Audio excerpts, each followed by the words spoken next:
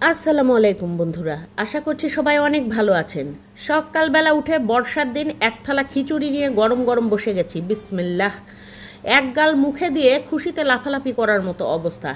উম, আমার শাশুড়ির বেটা নাকি আজ খিচুড়ি খাবে না। রান্না করছি একরকম, কী রকম করে রান্না করছি সেটাই এবার দেখবেন আপনারা। আপনাদেরকে তো দেখাবই, কারণ আপনারা হচ্ছেন আমার সম্মানিত এবং প্রিয় প্রিয় দর্শক। আপনাদেরকে এই রেসিপি না শেয়ার করলে আমার পেটের ভাতটা হজম হবে না।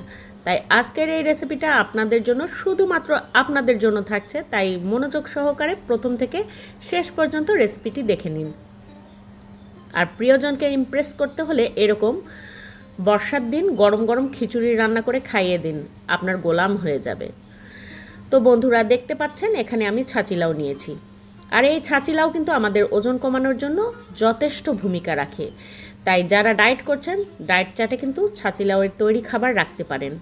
আর এবছর আমি আমার চ্যানেলে বেশ কয়েকটা রেসিপি ছাচিলাও দিয়ে তৈরি করে দেখিয়েছি।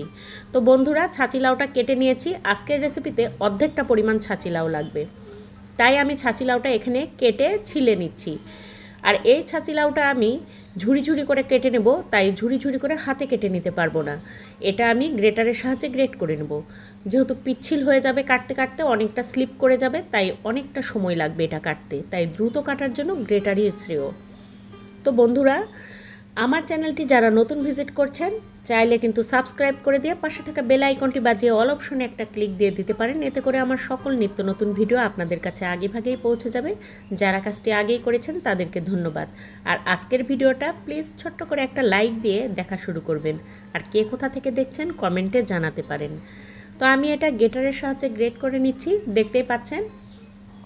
অর্ধেকটা পরিমাণ নেব এখান থেকে। আর এই লাউয়ের তৈরি খিচুড়ি আমার হাজব্যান্ড একদমই পছন্দ করে না। ওই যে বললাম, শাশুড়ির বেটা একদমই পছন্দ করে না। তাই আজকে তাকে জব্দ করার জন্য নিজের যত মনের ভালোবাসা দিয়ে আজকের এই রেসিপিটা আমি তৈরি করেছি। দেখতে পাচ্ছেন বেশ খানিকটা লাউ হয়েছে, ভেতরে দুই একটা দানা হয়েছে, তাই আমি সেখান থেকে দানাগুলো বেছে বেছে ফেলে দিলাম। আর কয়েকটা আলু নিয়েছি এখানে। আলুগুলো কুচি কুচি করে কেটে নেব। বটির সাহায্যে আমার কুচি কুচি করে কাটতে ভালো হয়। আলুগুলো গ্রেটারে গ্রেট করে নিতে গেলে একটু ছোট আছে, সেক্ষেত্রে হাতে লাগতে পারে। তাই আমি এরকম বটির সাহায্যেই কুচি কুচি করে কেটে নিচ্ছি। তো এই রেসিপিটা তৈরি করা কিন্তু খুবই সহজ। আর এটার কিন্তু নির্দিষ্ট একটা আন্দাজ আছে ঝাল মশলা সব কিছুরই। তো এই রেসিপিটা দেখলে আপনারা বুঝতে পারবেন আমি কী রকম করে ঝাল মশলা দিয়ে এটা তৈরি করেছি। তো প্রথমে আমি লাউটা ভালোভাবে ধুয়ে পানি চিপে নিয়েছি, রসটা যেটা বাড়তি ছিল এক্সট্রা চিপে ফেলে দিয়েছি। আর আলুগুলো এর সঙ্গে অ্যাড করে দিলাম। আর এখানে আমাদের যথারীতি খাবারের জন্য যে ভাতের চাল লাগে, এক পটের মতো লাগে, ছোট পট দিয়ে ওই 250 গ্রাম মতো চাল নিয়েছি, 250 গ্রাম মতো ডাল নিয়েছি। 50-50 আর কি। আপনারা চাইলে কম বাড়া করে যে কোনোটা নিতে পারেন পরিমাণ, সবজি অথবা চাল ডাল যেটাই হোক। এখন এর মধ্যে ধুয়ে পানি ঝরিয়ে রাখা যে আলু আর ছাচিলাওটা আছে সেটা মিশিয়ে দিলাম। এলাচ, তারপরে এখানে দারুচিনি, গোলমরিচ, মানে এলাচ আর জিরাটা একসঙ্গে হামানদস্তানে কিছুক্ষণ থেতো করে নিয়েছি। এতে করে কিন্তু ফ্লেভারটা খুবই ভালো আসে। গোলমরিচ, লং, দারুচিনি, তেজপাতা, কাঁচা পাকা মরিচ, তারপরে হচ্ছে পেঁয়াজ কুচি, এগুলো দিয়ে দিয়েছি। আর একটা ভুল হয়েছে কি জানেন, এখানে লবণও দিয়ে দিচ্ছি, বলছি সেটা। এখানে লবণও দিয়ে দিয়েছি, সামান্য হলুদ গুঁড়া দিয়েছি। আমার শাশুড়ির বলতেন যে খিচুড়ি নাকি একদম বেশি কড়া কালার হলে খেতে ভালো লাগে না, দেখতেও ভালো লাগে না। সেই জন্য আমাদের বাড়িতে একটু হালকা কালারই পছন্দ করে, তাই অল্প হলুদ দিয়েছি, অল্প মরিচ গুঁড়া দিয়েছি। আর এই যে এটা অফ ক্যামেরায় কিন্তু মাখিয়ে ফেলেছি, ক্যামেরা অন করতেই খেয়াল ছিল না, সেটাই আমি বলছিলাম আর কি কিছুক্ষণ আগে। এর সঙ্গে আমি টাটকা আদা রসুন হামানদস্তানে খুব ভালোভাবে থেতো করে কিন্তু মাখিয়ে নিয়েছি হাতে। আর তেল অ্যাড করে দিয়েছি, কুকিং অয়েল দিয়ে সব কিছু মাখিয়ে নিয়েছি। যেটা দেখাতে পারিনি সেটা মুখে বলে দিলাম। আদা রসুন থেতো করে নিয়ে দিয়েছি খুব ভালোভাবে, এতে করে ফ্লেভারফুল হবে আর খেতে দুর্দান্ত লেভেলের টেস্ট লাগবে। আর এর সঙ্গে কুকিং অয়েল দিয়েছি আন্দাজ মতো, এই আর কি। আর এখন মাখিয়ে নিয়ে পানি দিয়ে দিচ্ছি। আমার রাইস কুকারের পটটা খুব পুরাতন, তাই রাইস কুকারের পটেই আমি পুরাতন পটেই ঢেলে দিলাম।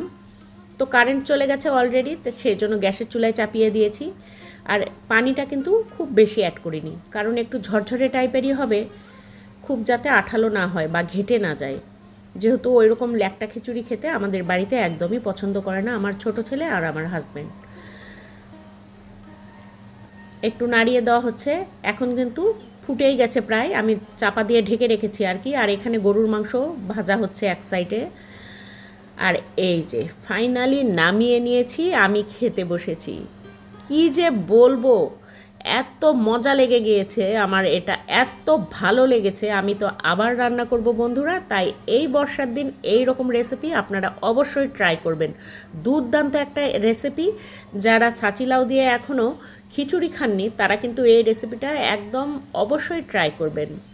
একদম মাস্ট ট্রাইওয়ালা একটা রেসিপি, সবার জন্যই বলছি। খেতে খুবই ভালো হয়, এরকম করে একবার অন্তত রান্না করে খেয়ে দেখবেন। মাংস যদিও আছে, কিন্তু আমার মনে হচ্ছে তো আমি গরম গরম সবগুলো এমনিই খেয়ে ফেলি, গাল পুড়িয়েও খেয়ে ফেলছি, এতটাই দুর্দান্ত। তো ওই যে কথায় বলে না, এ স্বাদের ভাগ হবে না, এরকম আর কি। তো বন্ধুরা, এই ছিল ছোট্ট একটা রেসিপি আপনাদের সামনে উপস্থাপন করা। চাইলে এই বর্ষার দিন ঝটপটে এরকম রেসিপি তৈরি করে নিতে পারেন আর পরিবারের সঙ্গে এনজয় করতে পারেন। এতটাই মজার, এতটাই হেলদি আর সুস্বাদু একটা খাবার। তো আজকে বিদায় নিচ্ছি, এতক্ষণ আপনাদেরকে সাথে পেয়েছি বলে ধন্যবাদ জানাচ্ছি, আর আগামী পর্ব দেখার জন্য আমন্ত্রণ জানাচ্ছি। বন্ধুরা সবাই ভালো থাকবেন, সুস্থ থাকবেন, ইনশাল্লাহ দেখা হবে নেক্সট ভিডিওতে। সে পর্যন্ত বিদায়। আমার জন্য আপনারা একটু দোয়া করবেন যাতে আমিও ভালো থাকতে পারি। আল্লাহ হাফিজ, আসসালামু আলাইকুম।